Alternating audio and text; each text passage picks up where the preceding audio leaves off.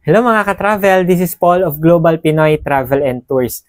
Another day, another franchisee tayo ulit. Kaya I would like to welcome and congratulate po our newest travel agent partner dito kay Global Pinoy, si Ma'am Nerissa de los Reyes, na galing pa po ng Binyan, Laguna, and talagang vinisit po yung ating Global Pinoy Travel and Tours na main office in Quezon City last Saturday. And nag-avail po si Ma'am ng ating home-based affiliate package. Kaya congratulations po, Ma'am Nerissa, and she was assisted guys no by Miss Vina. Ayan po si Ma'am Vina, yung katabi po ni Ma'am Nerissa. So siya po yung aking fiancé and partner din po dito kay Global Pinoy.